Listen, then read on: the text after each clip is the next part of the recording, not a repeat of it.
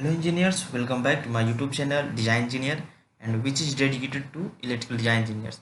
So today we will see the what are the engineering drawings we have to prepare. First, in two videos we have seen that what are the documents we need to prepare for plant installation, but here we will see the what are the drawings.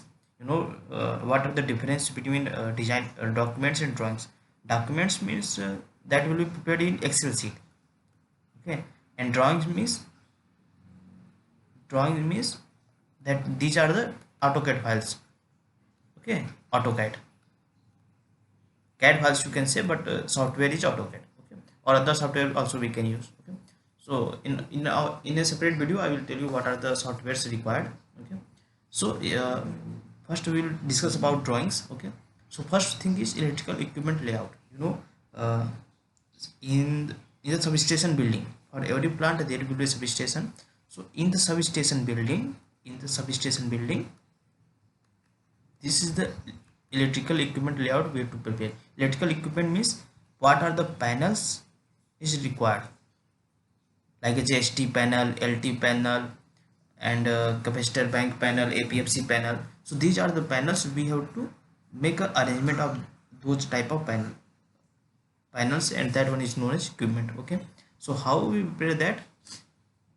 Usually for panels, and there should be one input and input and output. So input will be from bottom of the panels and output will be from the front, okay, or the top.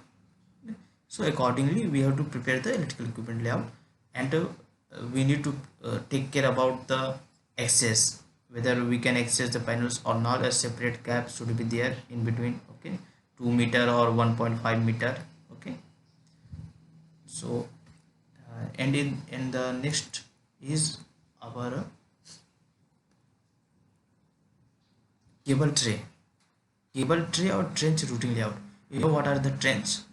Usually friends, there are two things: trench or drain. What are the drains are the where water goes down, okay, and trench is used for the cable trays. In trench, cable tray will go down. These trench are the underground arrangement of cables, okay, underground arrangement of cables. And what that cable tray, how it look like? If you see from the front, cable tray look like this only, okay. In this the cables will be like this only, okay. And if you see from the side view, it will be like a complete structure, like a row. It will be like that, okay, some elevation, okay. There are the standard size for cable trays, like 300, 450, okay, and 650, 750, not 650, 600, okay. So these are the standard size, and for that if you see the complete structure, it will be like this one. Was support, okay, like it's a column from ground, and one. This is also generally we use ISMC, okay. ISMC is not just C section, okay, iron rod you can say, iron C section, and we will prepare a ISA like this. ISA, if you see the cross section of ISA, it will be like this only, okay. And in this ISA we used to arrange this cable tree, okay. This ISA will be there and this will be your cable tree, okay. So this type of arrangement we have to provide for the cable tray routing, okay. And routing layout means, suppose this is your substation building, okay, substation building, and one motor is here, one motor is here, one motor here, one room is here, okay, one room is here, one room is this, so far. So for this we have to take the outgoing lines, okay, to this building, to this building, to this building, means motors, and to this building, motor to motor to motors, okay.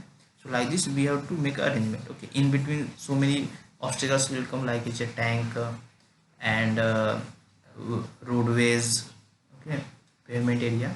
So accordingly we need to prepare. If any road is coming in between, so we have to make this arrangement with more elevation, okay.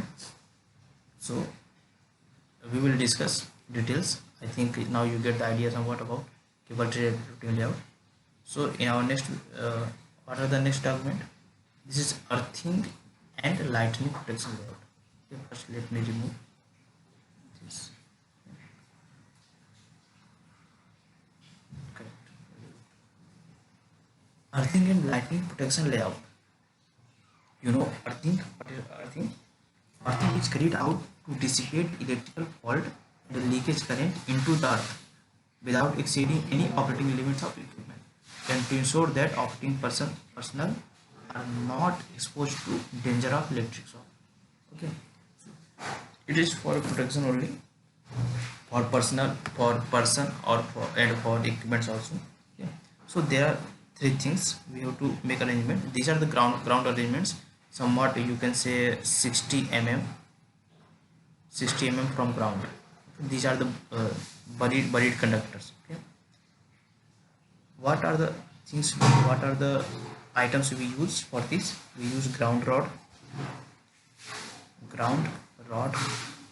Okay. Second thing is grid conductor, and third one is earth wire.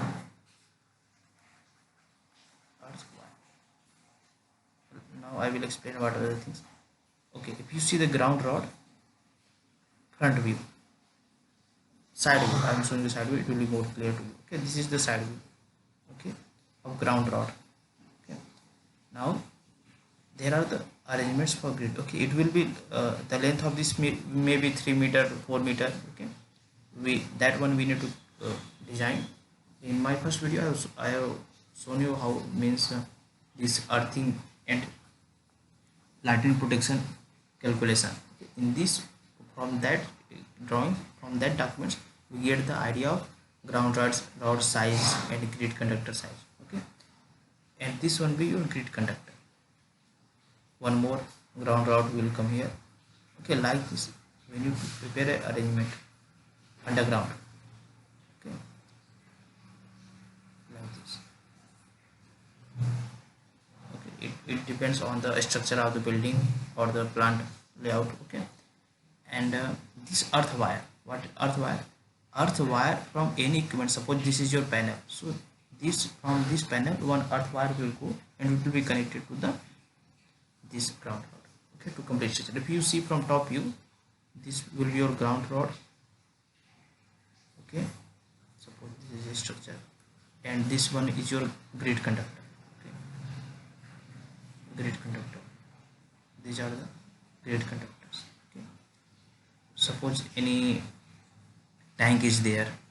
Okay, so this tank will be connected to here with the help of earth wire.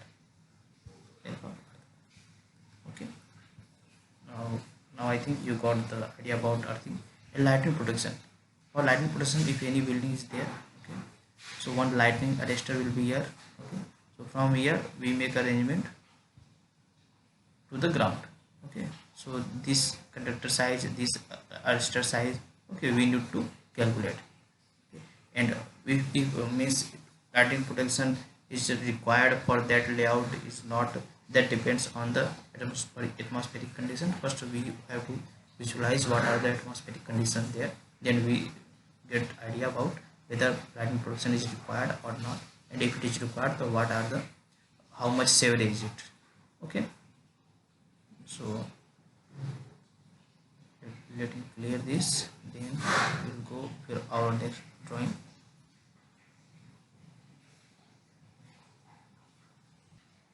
Next document is lighting layout. Okay, in first video we have seen that lighting calculation is required. Okay, so here what we will do, suppose this is your room, for inside building. So we have to arrange the lighting fixtures. How many lighting fixtures is required for a predefined lux. Okay, it depends on the lux, how many fixtures, and what are the what is for this bulb we need to calculate. Okay, this is the inside building. For outside building also the same. We have, suppose this is the road light. Okay, so what will the watt for this and how much luminous flux we have to maintain here, that will be decided by the this drawing. Okay, Thank you.